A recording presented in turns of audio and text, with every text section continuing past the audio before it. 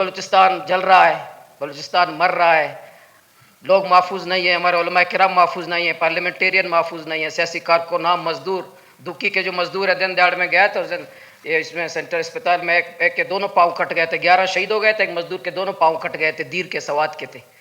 کوئی نہ دیر کا، نہ پنجاب کا، نہ ملتان کے خانوال کا مزدور محفوظ ہے، نہ ہمارے بلوچستان کے. اس میں سر جوڑ کر بیٹھنا چاہیے، حقائق پہ بات کرنی چاہیے. اور یہ ہمارے سیکورٹی کے اداروں کو زمباد، پیٹرول، ڈیزل، آلو، ٹماٹر، D H A, transfer posting, P S D P سے ہٹا کر ان کو وہی آئینی ذمہ داری دی جائے کہ بلوچستان کی خاطر آپ کو 85 ارب روپے میں دیتے ہیں.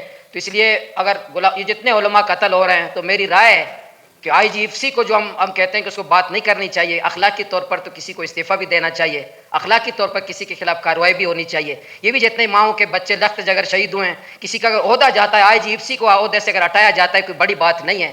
کسی آئی جی پولیس کو عہدے سے ہٹایا جاتا ہے، کوئی بڑی بات نہیں ہے. ان ماؤں اور بچوں کے لخت جگر جو ہم دفن کرتے ہیں، اس سے یہ عہدے اور منصب میں زیادہ حیثیت تو نہیں رکھتی. 1 سال قتل عام کے بعد بھی کوئی آئی جی ایف سی اپنے عہدے سے نہیں ہٹایا جاتا، اسے اس کے اختیارات واپس نہیں لیے جاتے. کوئی کرنل، کوئی اس سے اس کے خلاف کارروائی نہیں ہوتی. ہم صرف میتیں، اور یہاں آپ کا اسپیکر، ہمارے صرف یہاں 2 کام ہیں، یا مذمت کرتے ہیں یا مولوی صاحب فاتحہ پڑھتے ہیں اور آمین کہتے ہیں. پتہ ہے ہمارا آمین اللہ سنتا بھی ہے، نہیں سنتا، پھر بھی ہمارا کام جیسے آمین کرنا، مذمت کرنے کے علاوہ گیٹ سے باہر ہماری کوئی ذمہ داری نہیں. میری بطور سیاسی جماعت کے آپ کے اسپیکر صاحب ہیں، آپ اس صوبے کے بڑے پارٹی کے شہباز شریف صاحب کے نمائندے بھی آپ ہیں، تو آپ وفاق کو بھی کہیں، صوبے کو بھی کہیں کہ خدا را بلوچستان پہ رحم کریں. جو سیکورٹی ادارے ہیں وہ سیکورٹی کا کام کریں، سیاسی معاملات میں مداخلت نہ کریں. تھینک یو مولوی صاحب، تھینک یو. صدر عبدالرحمان کتنا صاحب.